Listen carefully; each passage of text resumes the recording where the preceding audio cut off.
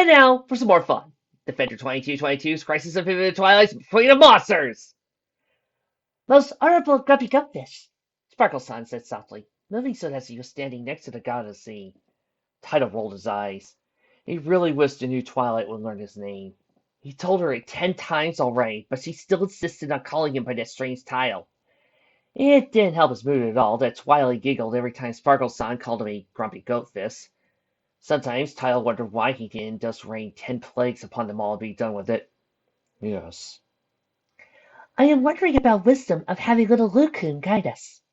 She is very excitable in my realm, and not one I would consider to lead the expedition of great importance. Hey! Twilight shouted, sticking up for her friend. Skula could so too be an oscillator. She's a keen microsaner, and that means she, like me, operable and sleep out, is hardworking, dedicated, and focused, and hanging a frozen banana stand. Twilight began to hop up and down delight. Skula, we should try selling frozen bananas. Then maybe we could get our key marks. Every pony loves frozen bananas, especially when you're lying in a hammock. Oh yeah, that's the best. Twilight guessed. That's it. We'll use that as part of our need for our shop. Key mark banana hammocks. Woo! I'll buy 20. Gaines proclaimed. And who would you suggest? Exciting asshole Tidal did his best to explain to the excitable filly, while saying bananas, hammock or not, was not the best idea. The normal guides for epic quests, Sparkle-san said, as it were obvious. A tiny talking mosquito, an enchanted elder tree, or an ancient pervert monk. Well, I am a pervert, and Tidal is ancient, Kane says. He skipped along the road. I mean, I did try and buy 20 banana hammocks from a filly, so that is pretty bad. Aunt Luna, you are still a bit like a monk, so that's pretty close. I am not celibate, Luna complained. I have a baby and everything. Baby and Twilight nodded her head in agreement. From another dimension, Spike reminded her. That really doesn't count. It's tell 2 dollars, and I've had plenty of cult friends, like George Glass. Sighing sighed. Princess Luna, you have to stop this. There is no George Glass. Meanwhile, back at Canterlot, I'm afraid Princess Luna was called away on a sudden trip. The royal assistants, pomp and circumstances, staying in. How dreadful. George Glass said with a sigh. He was a tall blonde stallion who kind of looked like Matthew from Downtown Abbey if you squinted, but totally wasn't for legal reasons. Please don't sue me, producers of Downtown Abbey. A box of Luna's favorite chocolates was resting on his back, and he had tickets to the last musical, Cults and Dolls, in his pocket. I was hoping we would get the carriage ride. George! A unicorn mare, which sort of kind of looked like Lady Mary from Downtown Abbey, but wasn't, again, for legal reasons, called out from the far end of the hall.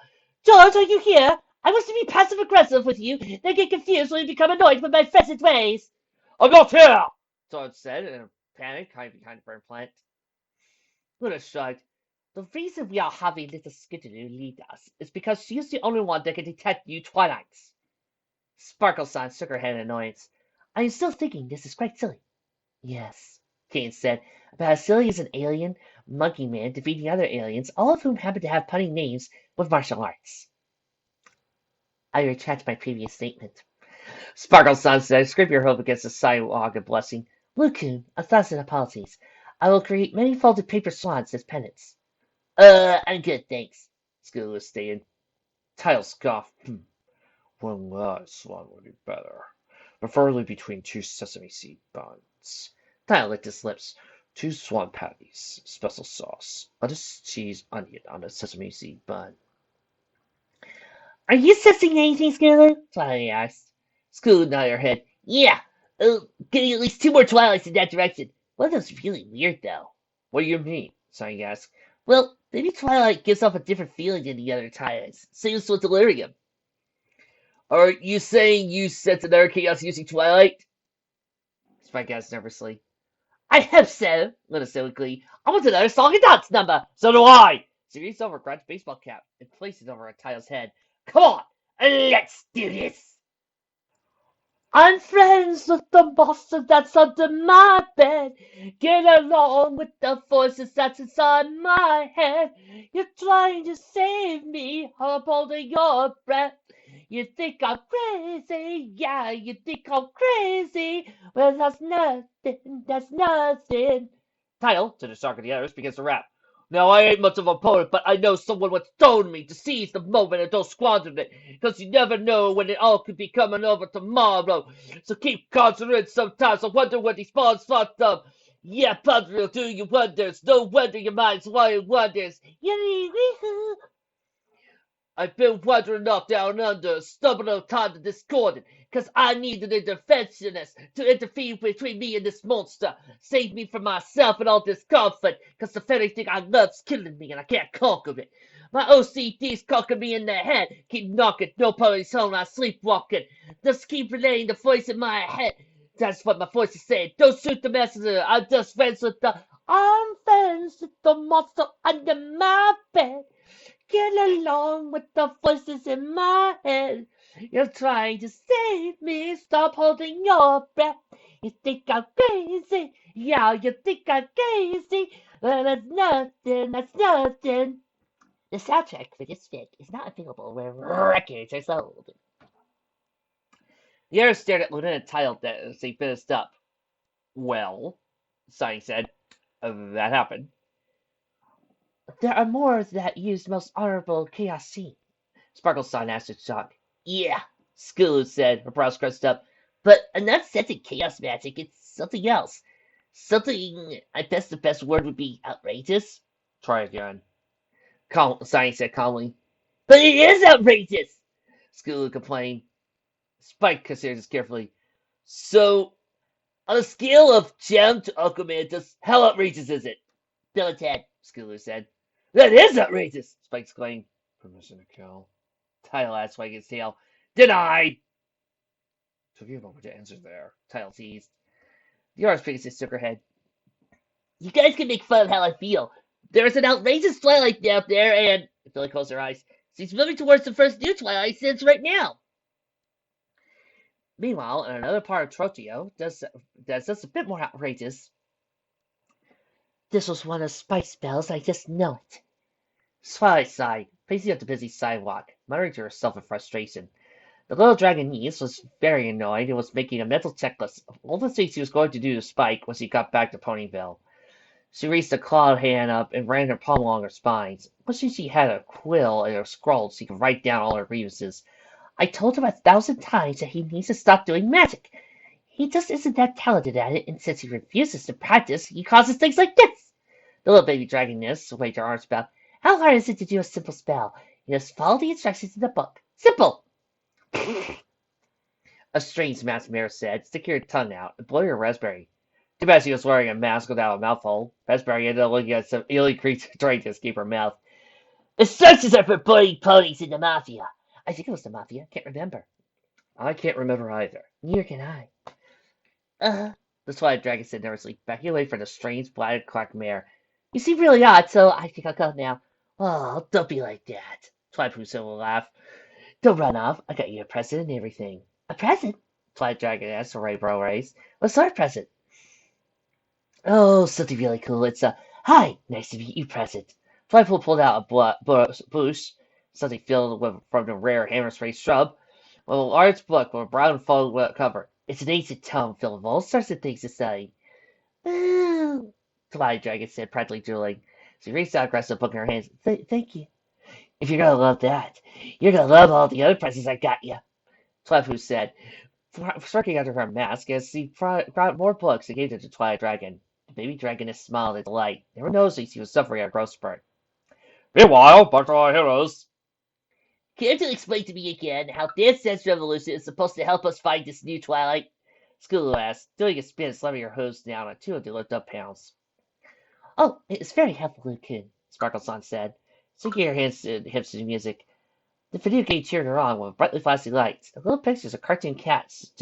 For a time, you do much good now, welcome. This helps us build up much endurance and strength, so that when evil tentacle-raping monsters appear, we are able to outrun them. Tentacle what now? Spike asked as he was waiting to start to play. Are you talking about Bill? Tile asked. I hate that guy. He still owes me $10. That explains so much, and yet so little. Shiny Armor said. Shiny! Case called out, running to her husband. My fizzy wire's doing silly things. The stallion looked into the cup and watched its perfect little rings formed every few seconds. I think those are impact tremors. Ah! Luna looked up for the claw machine she was playing. Baby Twilight somehow became stuck inside and refused to come out. Like T-Rex fun, but what was that? Sounded like screams, Tyler said.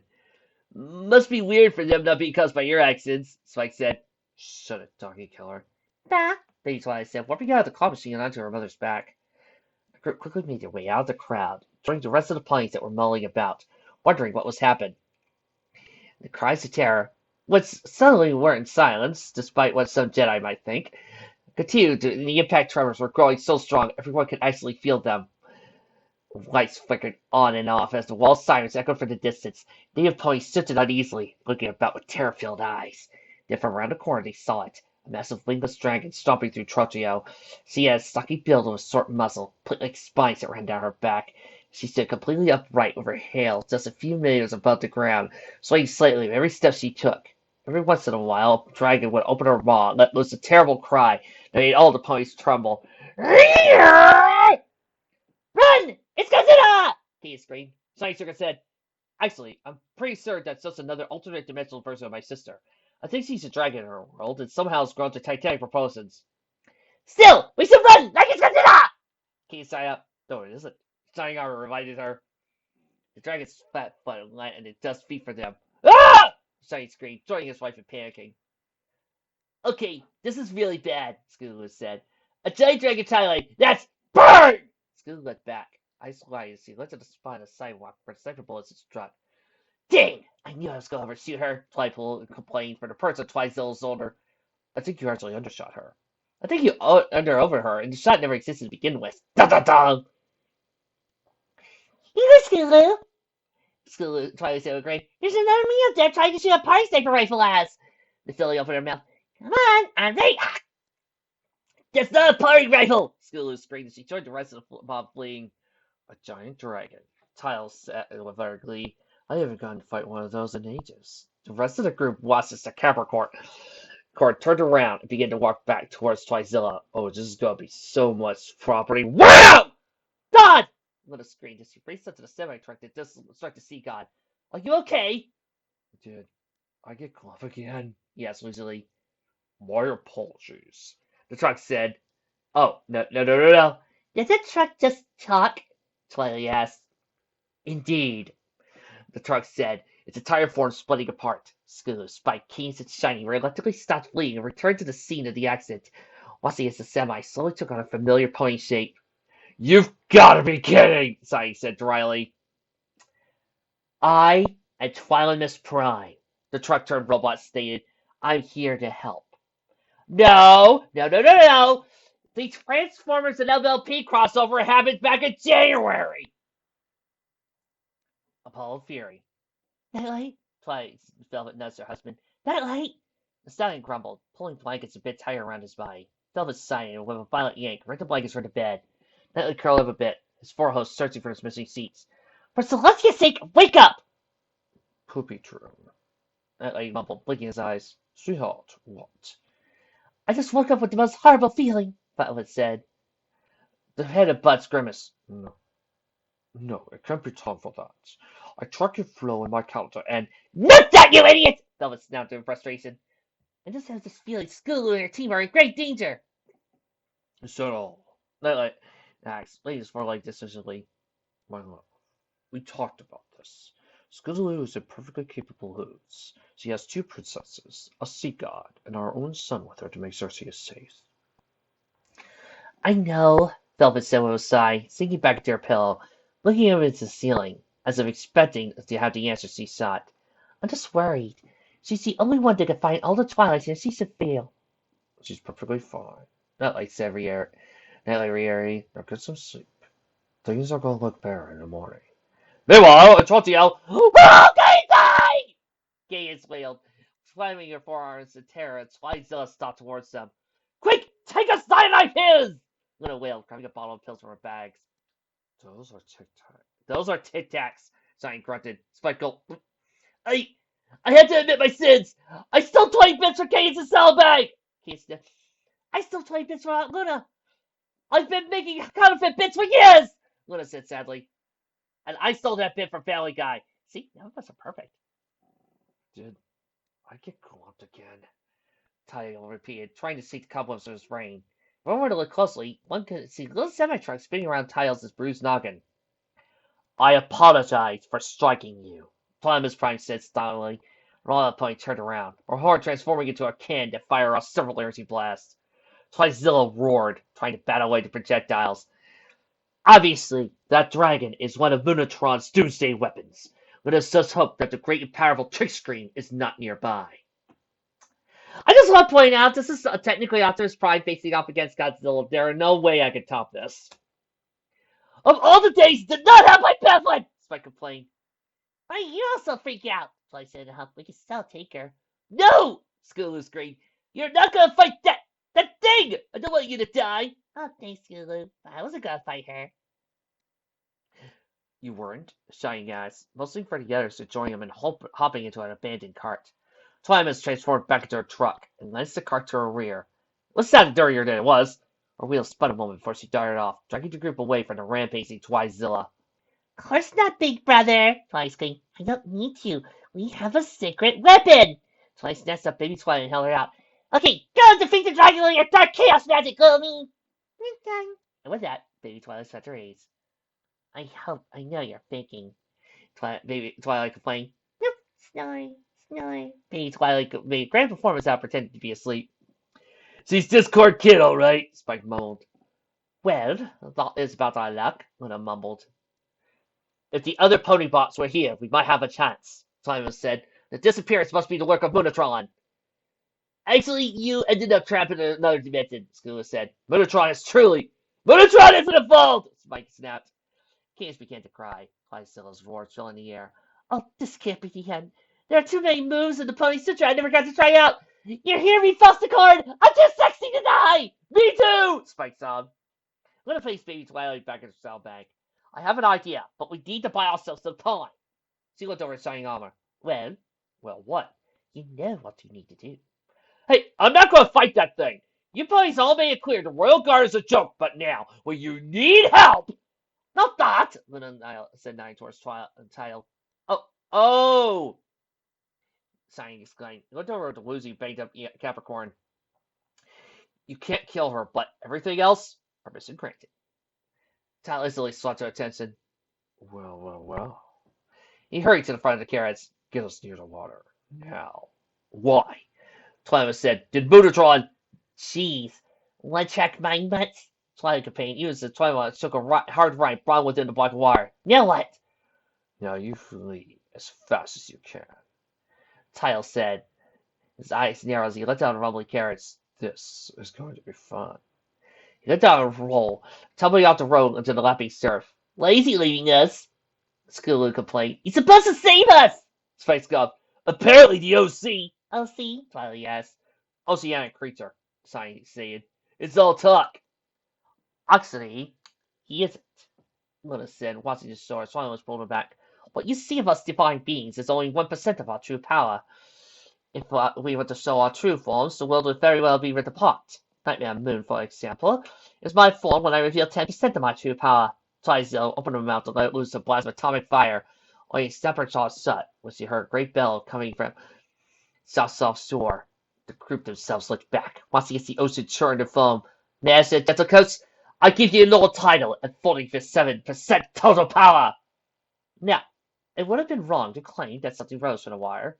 No, it was the ocean itself taking on a new form. Where once had been a Capricorn, there now towered a great behemoth. He stood as tall as the dragon, skin and bones having turned into dark water and black stone. Tail's head remained the same, basic shape, only now his mane seemed made of storm clouds. His body had radically been altered, however. Scootaloo remained at the Minotaur's great frame, his bipedal now. Forehoofs transformed into hands, or curly clenched into fists. Back legs there should have been writhing massive tentacles, each one ending with a smaller version of his head and framed with stone crab claws. Twizzilla let out a roar. You dare challenge me, mortal? Tidal Bellow, the god of the sea. The Lord of Capricorns rushed forward, punching the dragon in the gut. Twizzilla stumbled back, her eyes narrowed in anger before she fired off a blast of atomic fire. Tidal brought his arms up, the wire turning to steam as he tried to douse the flames. Not to be outdone, Tidal opened his mouth, sent a blast of salt water at Twizzilla. Is that all? Is that all you try and bring against me? I am the sea. I am the storm. The sea god raised his hands and lightning cracked the sky above Trotio. I am the monsoon. I am the typhoon. Several of his tentacles lashed out, grabbing Twizilla's arms and restraining him. Mine is strength and power and destruction. I am Tidal. A bolt of lightning rushed down, striking Twizilla, causing her to burn out of pain. Well, that wasn't cocky in the slightest, Spike grunted. He's saving our lives. Give him a break, School complained. Shining, Keynes cried out. What's this scared say about his power level? Please don't make me do that joke, Shining whimpered. Yeah, I like to think this show has standards. We don't have standards on this show. True, Trixie. Twilight, meanwhile, was going to Twilight's shoulder as the dragon fought against the sea monster. Okay, I'm the first to admit that this is so awesome. The big battle's getting in the way of the skill killing. If you have suggestions, I'm all ears. I'm all Tonios! Don't worry. I'm here. Twilight said doubly.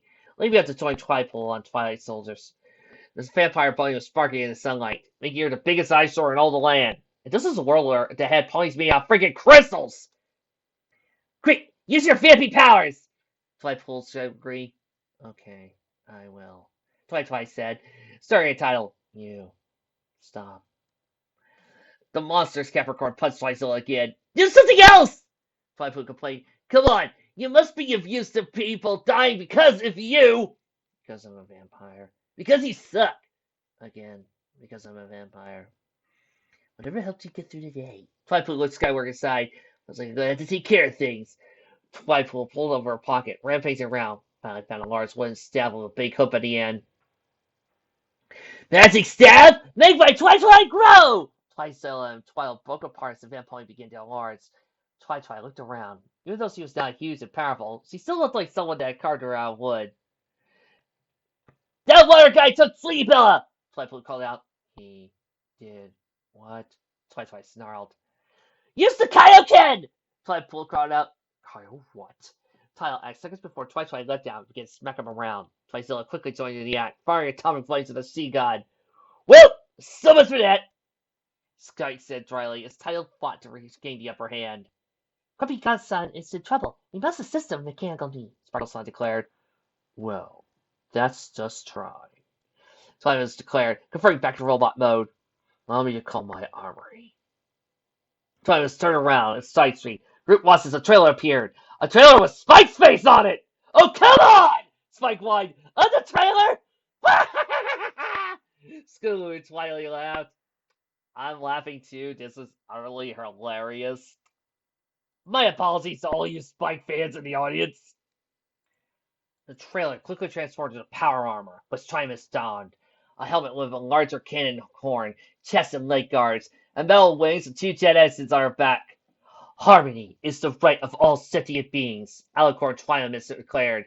There was a clang, and a mouthpiece slid over the lower half of her face, while two energy swords appeared on her forelegs. But it was also their right, is having their faces ripped off by me. Primus took flight, cannon blasting at Twizilla, allowing Twilight to take a chance on rampaging giant. My turn, Sparkle-san said, a ring of glowing areas forming around her. The area around her once more became utterly dark. She closed her eyes and bowed her head. Element of magic, you are called upon. Make me strong with very good and noble strength and speed. She began to spin around, her legs elongating. The butterfly wings appeared on her back, and schoolgirl uniform becoming much shorter and much more revealing. The battle is joined, she declared. Holding out four legs, a second samurai sword appeared, and she drew her blade, blasted cherry blossoms, swirled around as she leapt up, letting out cries and began her attack. I could do that, but I don't wanna, Twilight said, crossing her forelegs. Okay, this is just getting ridiculous. Spike, Scootaloo, sit down and enjoy. This is probably the only fic I'm ever going to have where Optimus Prime faces off against Godzilla with a Sailor Moon XP.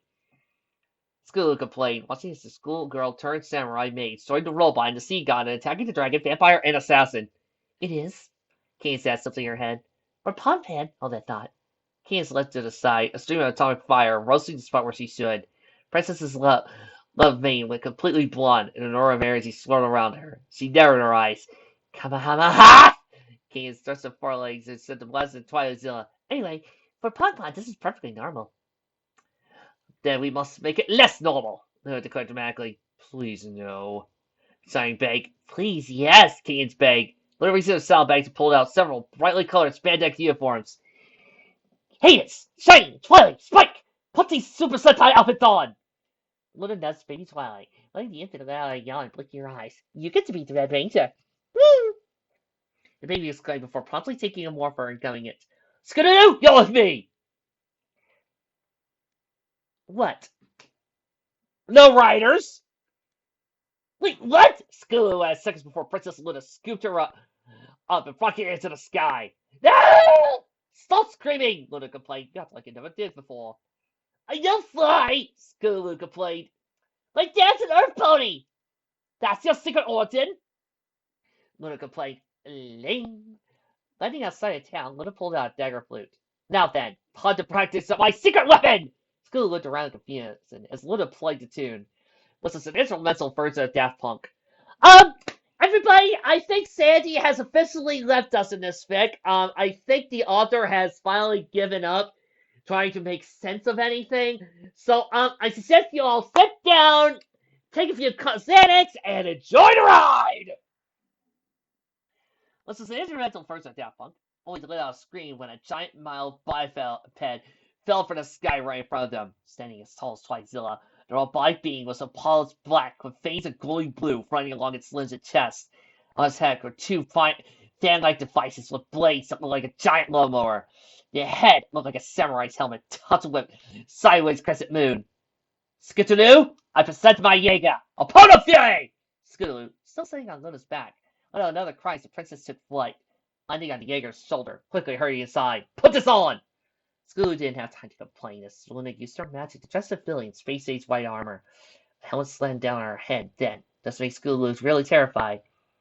She was forced into a strange frame that locked into her limbs. I knew the moment we met that we were flow compatible, Luna said. She allowed herself to be put in the frame. Now, we will share one mind, create something beautiful. I need an adult, Skitteroo whimpered. That joke is overplayed! Luna laughed and slammed the button with her hoof. Jaeger will activate in 3, 2, 1. Skitteroo's mouth opened a silent screen as Luna's memory flooded her brain. The fun has been doubled! Luna cried out in glee as it commanded the Apollo Fury to join the battle. I promise, guys. Next time, I'll find a more sane fic to deal with. One maybe dealing with grand adventures. And maybe done with heroism. And just maybe a story about love. Until then, welcome to the Mindfuck. Paranoia, paranoia, they're coming to get me!